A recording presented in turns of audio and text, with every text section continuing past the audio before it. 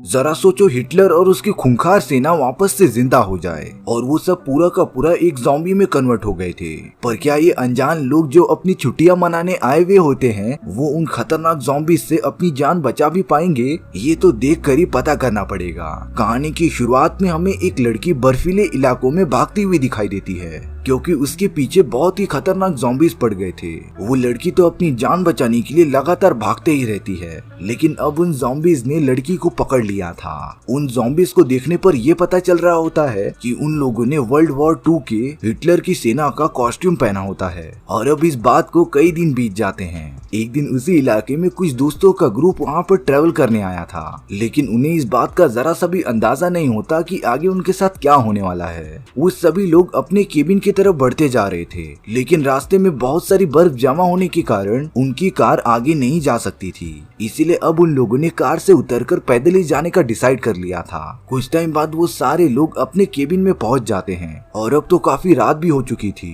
तभी उनमें से एक लड़की को बाहर कुछ हलचल होती हुई दिखाई देती है। उसने तो अपने सभी दोस्तों को ये बात आकर बता दी थी, पर जब वो सब एक साथ बाहर देखने जाते हैं तब उनके सामने एकदम अचानक से बूढ़ा आदमी आ गया था। हालांकि वो कोई ज़ॉम्बी नहीं होता है, लेकिन इस तरह अचानक से आने से उससे कोई भी डर जाता। लेकिन अब वो सब उस बूढ़े आदमी को अपने केबिन में बुलाकर उसे गर्मा गर्म कॉफी पिलाते हैं। थोड़ा सा कंफर्टेबल होने के बाद वो बूढ़ा आदमी सभी को इस जगह का डार्क सीक्रेट बता रहा था। दरअसल कई साल पहले जब वर्ल्ड वॉर 2 हो रहा था तब हिटलर और उसकी नाजी सेना इसी जगह पर आकर रहने लगी थी। उन्होंने तो कई महीनों तक यहाँ पर राज किया था। वर्ल्ड वॉर 2 भी जब खत्म हुआ तब हिटलर की भी सेना हार चुकी थी, इसीलिए हिटलर अपनी सेना के साथ इस जगह पर आ गया था। लेकिन वो सब जैसे ही गाँव वालों का सोना चुरा कर भाग रहे होते हैं तभी गाँव वाले कुछ सोल्जर्स को पकड़कर मार देते हैं। पर हिटलर और उसके कुछ सोल्जर्स भागकर यहाँ आ गए थे और इसके बाद वो सब कभी नहीं मिले। लोगों का मानना है कि इस जगह पर काली आत्माओं का साया भी है। वो बूढ़ा आदमी तो यही सारी बातें बता रहा था, पर उन सभी में से एक लड़की को उस बूढ़े आदमी पर भरोसा नहीं था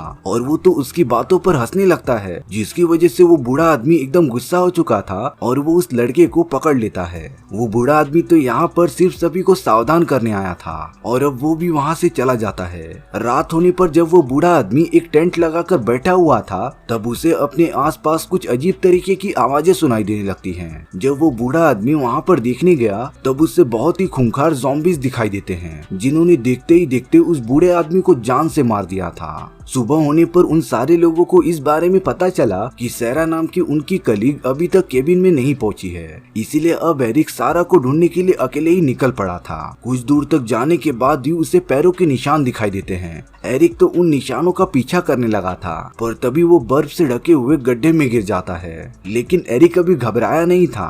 जब वो उस गड्ढे के और भी अंदर जाता है तो उसे वहाँ पर सोल्जर्स के बहुत सारे कॉस्ट्यूम्स और हेलमेट दिखाई दे रहे थे।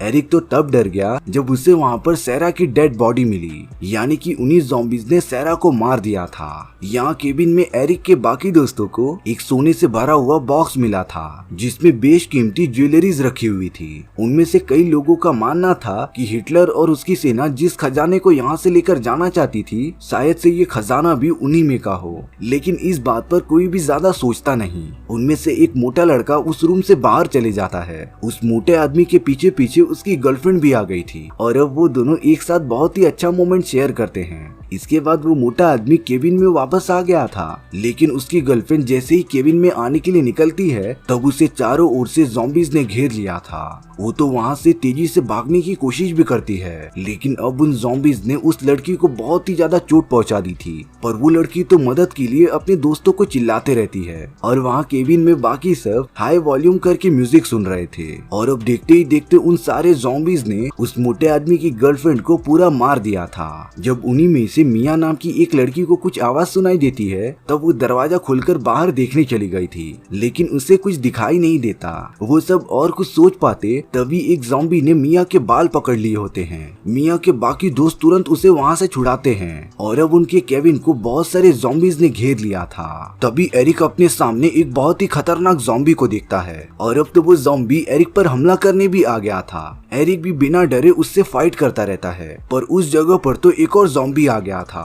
एरिक तो उन दोनों से लड़ाई करते करते पहाड़ों के किनारों पर आ गया था। एरिक ने खुद को उस जगह से रस्सी बांध ली थी और अब वो उन ज़ॉम्बीज़ को लेकर नीचे गिर जाता है, लेकिन एक ज़ॉम्बी ने उसे बुरी तरीके से पकड़ लिया था। वो तो उसकी बॉडी को काटना भी स्टार्ट कर देता है, पर एरिक ने कैसे भी करके उस ज़ॉम्बी को नीचे गिरा दिया था। अब दूसरी तरफ हमें एरिक के बचे हुए दोस्तों को दिखाया जाता है जो बाहर निकल के अपने प्लान को एग्जीक्यूट करने लगे थे। उन लोगों में से 2 लड़के ज़ॉम्बीज़ का ध्यान भटका रहे होते हैं ताकि उनके ग्रुप की लड़कियां वहां से भाग सके, लेकिन तभी भी वो ज़ॉम्बीज़ लड़कियों का पीछा करते ही रहते हैं। उन्होंने तो एक लड़की को पकड़ भी लिया था, पर उस लड़की ने उन ज़ॉम्बीज़ की बॉडी पर लगे हुए ग्रेनेड को ऑन कर दिया होता है, जिससे कि वो उस ज़ॉम्बीज़ के साथ एकदम ब्लास्ट हो गई थी। और अब बारी थी मिया की, जिसे कि एक ज़ॉम्बी ने घेर लिया होता है। पर अब मिया कैसे भी करके पहाड़ के कोने पर आकर वहाँ के बर्फ को हिलाने लगती है, जिससे कि अब मिया उस ज़ॉम्बी के साथ बर्फ में नीचे गिर गई थी। वो दोनों तो बर्फ के काफी अंदर तक घुस चुके थे,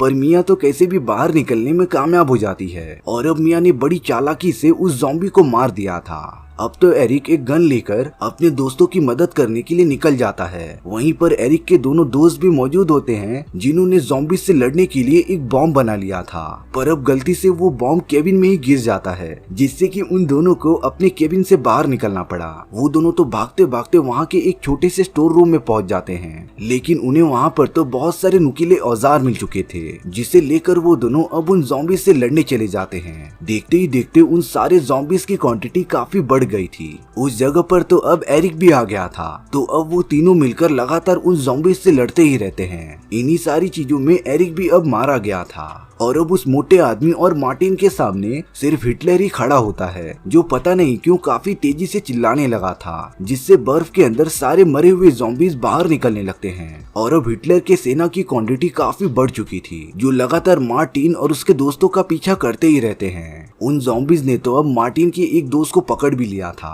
हिटलर पता नहीं क्यों उसके दोस्त की जेब से एक पुरानी घड़ी निकालता है और देखने से ऐसा लग रहा था कि हिटलर और उसकी सेना इन्हीं चीजों के पीछे पड़ी थी।